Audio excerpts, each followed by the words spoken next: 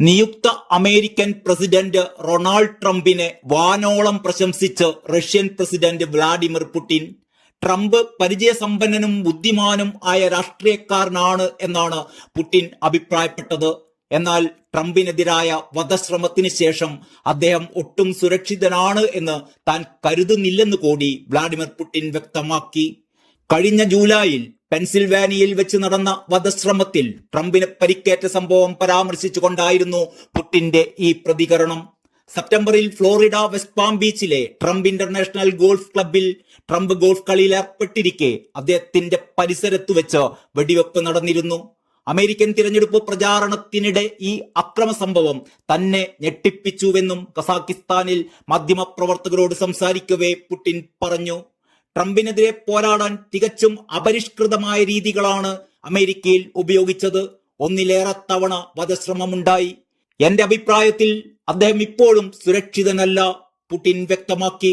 നിർഭാഗ്യവശാൽ യുണൈറ്റഡ് സ്റ്റേറ്റ്സിന്റെ ചരിത്രത്തിൽ ഇത്തരം വിവിധ സംഭവങ്ങൾ നടന്നിട്ടുണ്ട്. അദ്ദേഹം ബുദ്ധിമാനാണ് എന്ന് ഞാൻ കരുതുന്നു. അദ്ദേഹം ജാഗ്രത പുലർത്തുകയും ഇത് മനസ്സിലാക്കുകയും ചെയ്യുമെന്ന് തന്നെയാണ് ഞാൻ പ്രതീക്ഷിക്കുന്നത് എന്നും റഷ്യൻ പ്രസിഡന്റ് കൂട്ടിച്ചേർത്തു.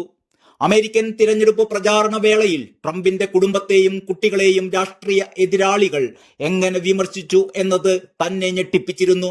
റഷ്യയിൽ കൊള്ളക്കാർ പോലും ഇത്തരം രീതികൾ അവലംബിക്കാറില്ലെന്നും പുടിൻ അഭിപ്രായപ്പെട്ടു. അമേരിക്ക നൽകിയ ദീർഘദൂര മിസൈലുകൾ ഉപയോഗിച്ച് റഷ്യയെ ആക്രമിക്കാൻ ഉക്രൈന് അനുവാദം നൽകിയ ബൈഡൻ ഭരണകൂടത്തിന്റെ തീരുമാനം സംബന്ധിച്ച ചോദ്യങ്ങളോടും പുടിൻ പ്രതികരിച്ചു. ട്രംപിന്റെ തുടർന്നുള്ള ഭരണകാലയളവ് കൂടുതൽ ദുഷ്കരമാക്കാനുള്ള ഒരു വഴി സൃഷ്ടിക്കുക എന്നതാവാം ഈ തീരുമാനത്തിന് പിന്നിലെന്ന് കരുതുന്നു എന്നാണ് വ്ളാഡിമിർ പുടിൻ അഭിപ്രായപ്പെട്ടത്. എന്തായാലും ഡൊണാൾഡ് ട്രംപ് എല്ലാറ്റിനും പരിഹാരം കണ്ടെത്തുമെന്ന് താൻ കരുതുന്നു. ഏതു വിഷയത്തിലും ഞങ്ങൾ ട്രംപുമായി തുറന്ന ചർച്ചകൾക്ക് തയ്യാറാണ്.